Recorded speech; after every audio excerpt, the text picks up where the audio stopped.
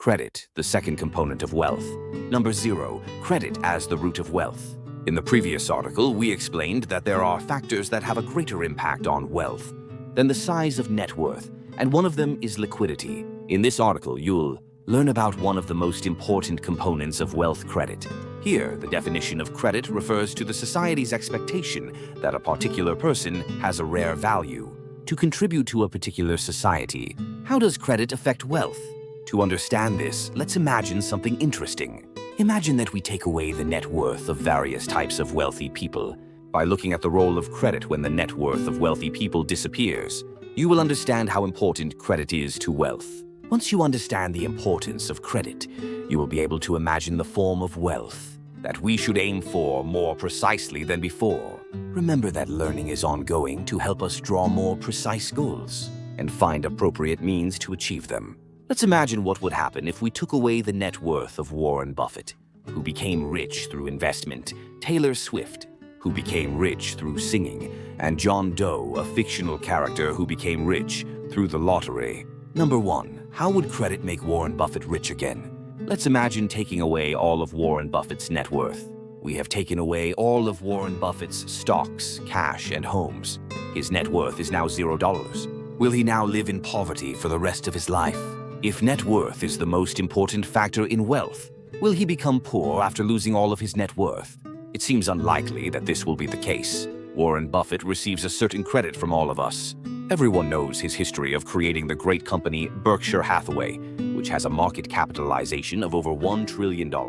Everyone who knows Warren Buffett knows that he has unrivaled investment skills. We also know that his excellent investment practices are contributing to the efficiency of the capital market. As society continues to give Warren Buffett credit, there seems to be no way to make him poor. He has now lost all his wealth, but he can become richer than most office workers in an instant. With just a few words to a reporter, this is a time when there are many stocks on the market that are much lower than their fair value. I would like those who believe in me to invest in the shares of the company I will be establishing. A great deal of capital from around the world seeking excess returns will be invested in Warren Buffett. He will immediately become much wealthier than most people receiving high salaries, stock options, and incentives.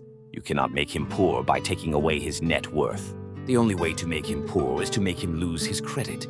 If the perception that he is no longer able to make wise decisions spreads, he will lose control of the huge amount of money held by Berkshire Hathaway.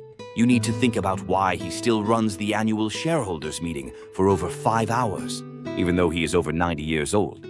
There are many reasons for this, but through the annual shareholder meeting, Buffett can show the public that his wisdom is still alive and not lose their credit.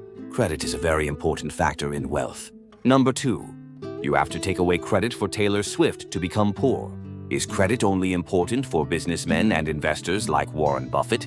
Let's take away all the net worth of American singer-songwriter Taylor Swift. Will Taylor Swift now live a life of poverty? Or, like Buffett, will she return to a life of instant wealth? Of course, it would be similar to Buffett. Taylor Swift has the credit of resonating with the public, sending the right message to the world, being genuinely nice to her fans, and contributing to making the world happy. There is no way to keep Taylor Swift poor. As long as society recognizes her rare value, she could make an album with a message that would uplift the world and make it a better place, and instantly, she would be sitting on a fortune that the average person could never imagine. The only way to make her poor is to make her lose her credit.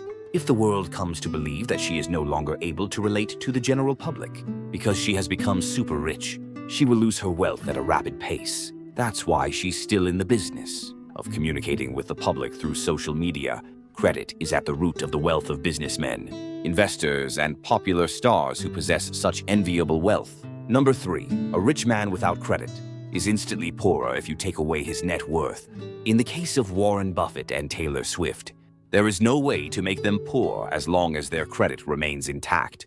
So what types of people can be made poor very easily by taking away their net worth? People who became wealthy without building social credit can become poor very easily by simply taking away their net worth. Examples include heirs who inherited wealth without proper education or training, lottery winners, people who became wealthy through crime, and people who became wealthy by chance. when a risky investment turned out to be a huge success. Let's take away all the net worth of the fictional John Doe, a lottery winner. Would he regain his wealth like Warren Buffett or Taylor Swift? It is very likely that he would not. He became wealthy solely by winning the lottery, with no social credibility that he had anything of rare value to contribute to society. There is nothing he can do now that his net worth is zero. He will live in poverty for the rest of his life. It's important to remember that wealth built on credit will remain strong no matter what happens, but wealth that isn't built on credit can easily disappear. Number 4. Credit keeps you wealthy no matter what. As we've seen, credit is the foundation of wealth, and a powerful value that keeps us wealthy. We experience a lot of things in life. We experience good things we didn't expect and bad things we didn't expect. Credit is what gives us the opportunity to build wealth when good things happen, and it's what gives us the opportunity to try again when bad things happen. There is no way to impoverish someone with the wealth that comes with credit. So we need to have a specific wealth goal, not just a net worth goal, but a wealth goal that takes into account factors like liquidity, which we learned about earlier, and credit, which we learned about today. Remember, setting specific wealth goals is the first step to living a life of consistently getting what you want when you want it. You need to have your own answers to what a good society is, what you want to contribute to, that good society, how you can be competitive in the process, and how you can show the world that you are competitive and earn credit. What is your answer?